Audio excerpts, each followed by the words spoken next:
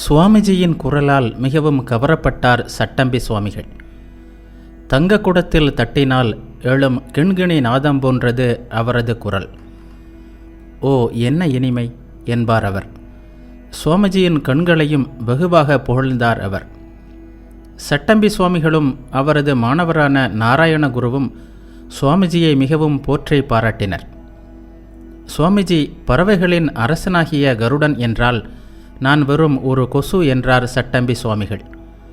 ஆனால் சுவாமிஜி அசைவ உணவு சாப்பிடுவதை மட்டும் அவர்களால் ஏற்றுக்கொள்ள இயலவில்லை. அந்த ஒரு குறை மட்டும் இல்லை என்றால் அவர் ஒரு தெய்வீக மனிதர்தான் என்பாராம் சட்டம்பி சுவாமிகள். சுவாமிஜியும் சட்டம்பி சுவாமிகளால் மிகவும் கவரப்பட்டார். நான் ஒரு உண்மையான மனிதரை கேரளத்தில் சந்தித்தேன் என்று தமது குறிப்பில் எழுதினார் அவர்.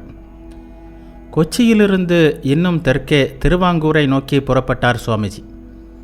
எழில் கொஞ்சம் இயற்கை வனப்பினூடே அவர் சுமார் 140 மைல் பயணம் செய்ய வேண்டியிருந்தது. கொச்சி திவானின் செயலரான ராமையர் சுவாமிஜியுடன் திருவனந்தபுரம் வரை செல்வதற்கு அலுவலக சிப்பந்தி ஒருவரை ஏற்பாடு செய்திருந்தார். அவர் ஒரு முகமதியர். அவருடன் 1892 டிசம்பர் 13ஆம் நாள் திருவனந்தபுரத்தை அடைந்தார் சுவாமிஜி. திருவனந்தபுரத்தில் பேராசிரியர் சுந்தரராம ஐயரை சந்திக்க சென்றார் சுவாமிஜி. திருவாங்கூர் மன்னரின் மருமகனான இளவரசர் மார்த்தாண்டவர்மரின் ஆசிரியர் அவர். எம்ஏ படித்து கொண்டிருந்தார் இளவரசர்.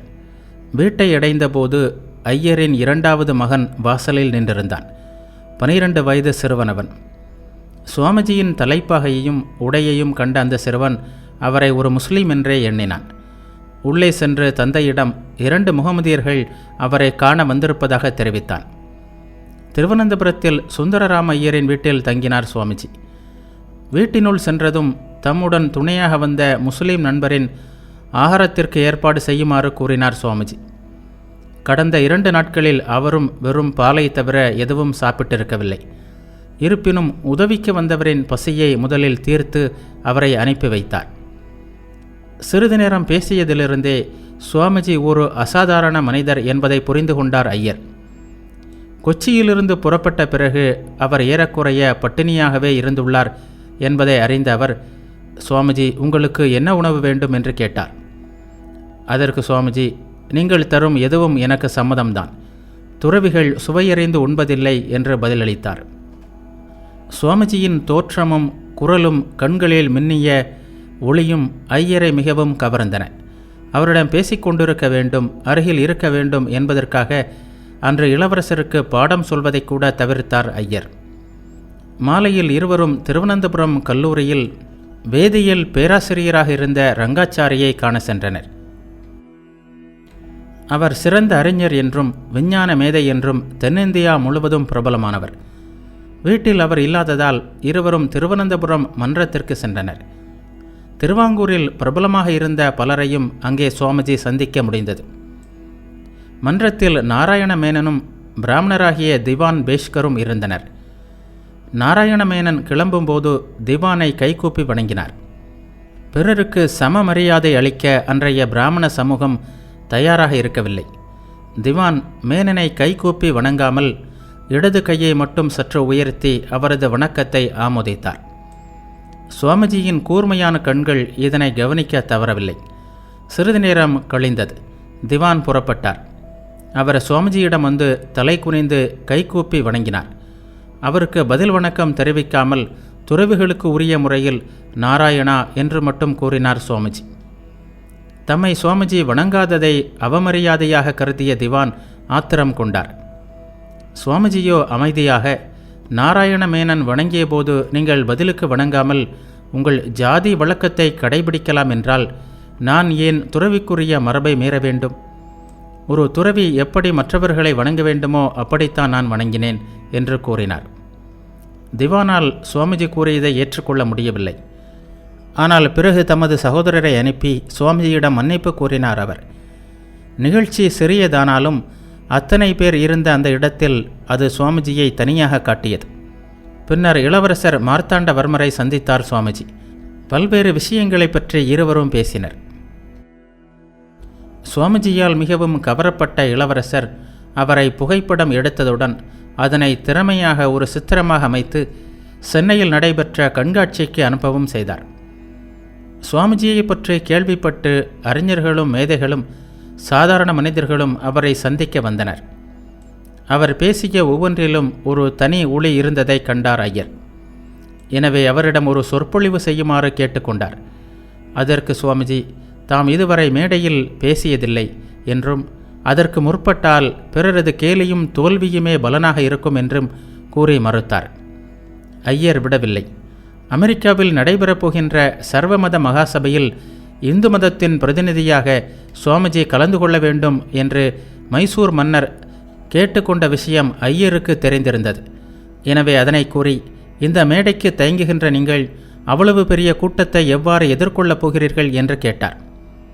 அதற்கு நேரடியாக பதில் கூறாத சுவாமிஜி, என்னை தமது கருவியாக்கிக் கொள்ள வேண்டும், நான் சில பணிகள் செய்ய வேண்டும் என்று இறைவன் திருவுள்ளம் கொண்டால் அதற்கான ஆற்றலையும் அவரே தந்தருள்வார் என்றார்.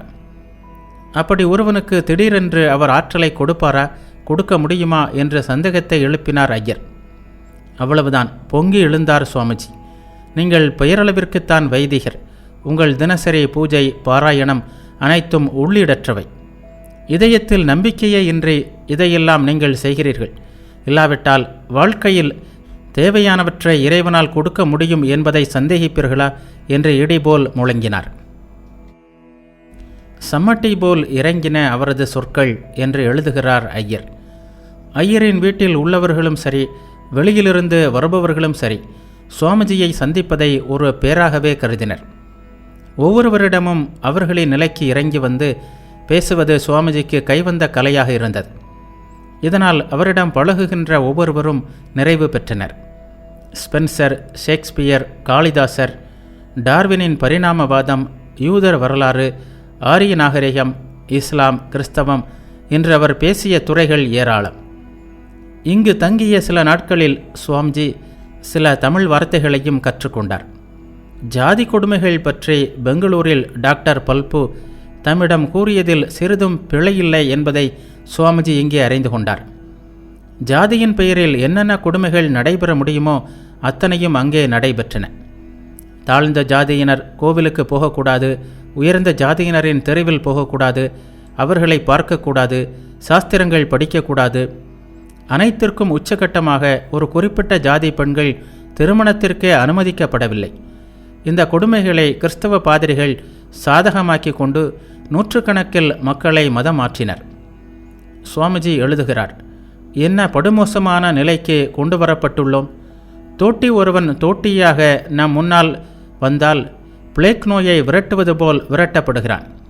ஆனால் அவன் ஒரு பாதிரியிடம் சென்று சில பிரார்த்தனைகளை முணுமுணுத்து கொண்டு தலைமீது ஒரு கோப்பை நீரை ஊற்றிக்கொண்டு ஒரு கோட்டும் அது வெறும் நூலால் செய்யப்பட்டிருந்தாலும் சரி போட்டுக்கொண்டு வைதிக இந்து ஒருவனது அறையில் வருகிறான்.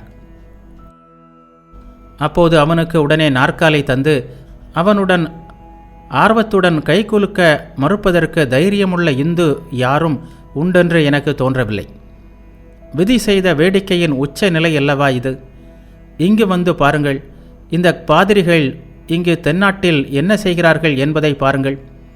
தாழ்ந்த வகுப்பினரை லட்சக்கணக்கில் மதமாற்றம் செய்து வருகிறார்கள்.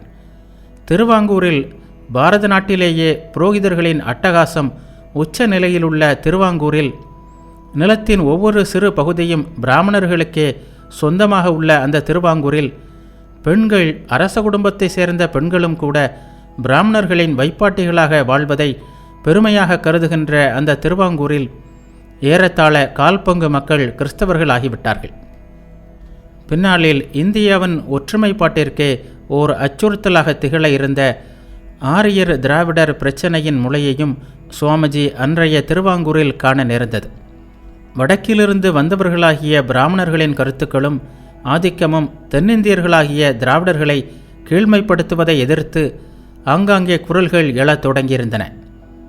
நன்றாக படித்த பேராசிரியர் சுந்தரம் பிள்ளை போன்றவர்களே தங்களை திராவிடர்கள் என்றும் பொதுவான வழக்கில் கருதப்படுகின்ற இந்துக்கள் அல்ல என்றும் கூறியது சுவாமிஜிக்கு திகைப்பை தந்தது.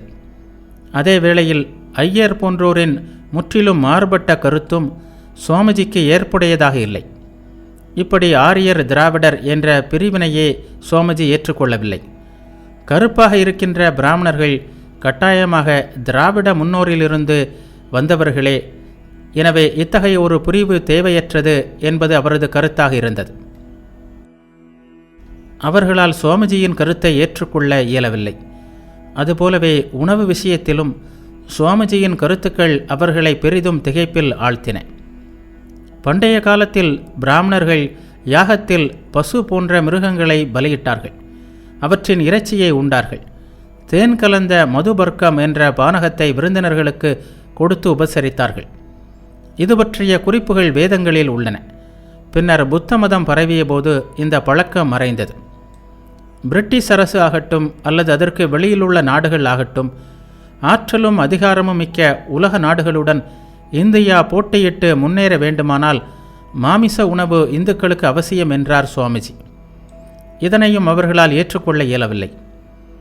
ஐயரின் மகனான ராமசுவாமி சாஸ்திரியிடம் சுவாமிஜி கூறிய கருத்துக்கள் அவர் பின்னாளில் எத்தகைய பணியை செய்ய விரும்பினார் என்பதை எடுத்து காட்டின. தேசபக்தி தேசபக்தி என்கிறார்கள். உண்மையில் அது என்ன? கண்மூடித்தனமான ஒரு நம்பிக்கையா? இல்லை. உணர்ச்சியின் எழுச்சியா? இல்லை. நாட்டு மக்களுக்கு தொண்டு செய்ய வேண்டும் என்பதில் உள்ள பேரார்வம்தான் உண்மையில் தேசபக்தி. இந்தியா முழுவதும் பார்த்துவிட்டேன். அறியாமையும் துன்பமும் ஒழுக்க சீர்கேடுகளும் தான் நான் கண்டவை. என் உள்ளம் பற்றி எரிகிறது. இந்த தீமைகளை வேரோடு களைய வேண்டும் என்று துடிக்கிறேன். அவர்களின் தீவினை அது. அதனால் கஷ்டப்படுகிறார்கள் என்று கர்மம் பற்றி பேசுகிறார்கள். தயவு செய்து அப்படி பேசாதீர்கள். கஷ்டப்படுவது அவர்களின் கர்மம் என்றால் அதிலிருந்து அவர்களை விடுவிப்பது நமது கர்மம். கடவுளை காண வேண்டுமானால் மனிதனுக்கு தொண்டு செய்யுங்கள். நாராயணனை அடைய வேண்டுமானால் பட்டினியில் வாடுகின்ற லட்சோப லட்சம் ஏழை நாராயணர்களுக்கு சேவை செய்யுங்கள். அதுதான் உண்மையான தேசபக்தி.